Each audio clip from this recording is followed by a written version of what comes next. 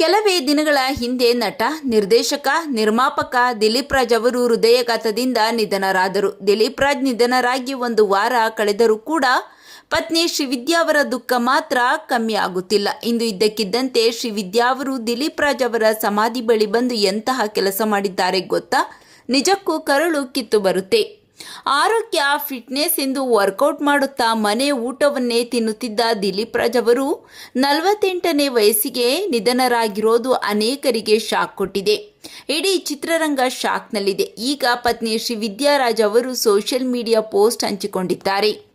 ನನಗೆ ಈಗ ಸದ್ಯದ ಪರಿಸ್ಥಿತಿಯಲ್ಲಿ ಏನನಿಸುತ್ತಿದೆ ಎಂದರೆ, ಒಂದು ಸಂಸಾರ ಹೇಗಿರಬೇಕು ಅಂದರೆ ಒಬ್ಬ ಗಂಡ ಹೆಂಡತಿಯನ್ನು ಯಾವಾಗಲೂ ಹೊಡಿತಾ ಇರಬೇಕು, ಕುಡಿದು ಬಂದು ಗಲಾಟೆ ಮಾಡ್ತಾ ಇರಬೇಕು.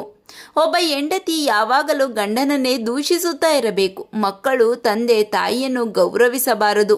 ತಂದೆ ತಾಯಿಯೂ ಅಷ್ಟೇ ಮಕ್ಕಳನ್ನು ಯಾವಾಗಲೂ ದೂಷಿಸುತ್ತಾ ಇರಬೇಕು. ಒಂದು ಮನೆಯಲ್ಲಿ ಶಾಂತಿ, ನೆಮ್ಮದಿ ಅನ್ನೋದೇ ಇರಬಾರದು.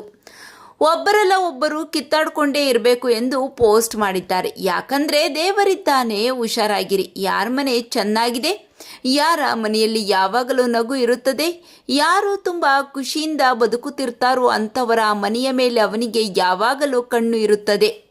ದೇವರಿದ್ದಾನೆ, ಹುಷಾರಾಗಿರಿ ಎಂದು ಹೇಳಿದ್ದಾರೆ. ಅವನು ನಿಮ್ಮ ಸಂಸಾರವನ್ನು ಖಂಡಿತವಾಗಿಯೂ ಬಿಡುವುದಿಲ್ಲ, ಖಂಡಿತ ನಾಶ ಮಾಡದೆ ಬಿಡುವುದಿಲ್ಲ. ದೇವರಿದ್ದಾನೆ, ಹುಷಾರಾಗಿರಿ ಎಂದು ಆಕ್ರೋಶ ವ್ಯಕ್ತಪಡಿಸಿದ್ದಾರೆ. ಅಷ್ಟೇ ಅಲ್ಲದೆ ಇಂದು ತಮ್ಮ ಫಾರ್ಮ್ ಹೌಸ್ಗೆ ಬಂದು ಪತಿಯ ಸಮಾಧಿ ಬಳಿ ಕುಳಿತುಕೊಂಡು, ದಿಲೀಪ ಯಾಕೋ ಹೀಗೆ ಮಾಡಿದೆ, ಜೀವನ ಪೂರ್ತಿ ನನ್ನ ಜೊತೆ ಇರ್ತೀನಿ ಅಂತ ಹೇಳಿದ್ದೆ, ನಿನ್ನ ಕಣ್ಣಲ್ಲಿ ಕಣ್ಣೀರು ಬರದಂತೆ ನೋಡಿಕೊಳ್ಳುತ್ತೇನೆ ಎಂದು ಹೇಳಿದ್ದೆ, ಇದೇನಾ ನೀನು ಕೊಟ್ಟ ಮಾತು, ಪ್ಲೀಸ್ ಬಾರೋ, ನೀನಿಲ್ಲದೆ ನನಗೆ ಇರೋಕೆ ಆಗುತ್ತಿಲ್ಲ ಅಂತ ಸಮಾಧಿ ಮೇಲೆ ಬಿದ್ದು ಕಣ್ಣೀರಿಟ್ಟಿದ್ದಾರೆ. ಶ್ರೀವಿದ್ಯಾ ಅವರ ದುಃಖ ನೋಡಿ ಅವರ ಮಕ್ಕಳು ತಾಯಿಯನ್ನ ಸಮಾಧಾನ ಪಡಿಸಿದ್ದಾರೆ. ಶ್ರೀವಿದ್ಯಾ ಅವರ ಮಾತಿನ ಬಗ್ಗೆ ನಿಮ್ಮ ಅನಿಸಿಕೆಗಳನ್ನು ತಪ್ಪದೇ ಕಾಮೆಂಟ್ ಮಾಡಿ ತಿಳಿಸಿ.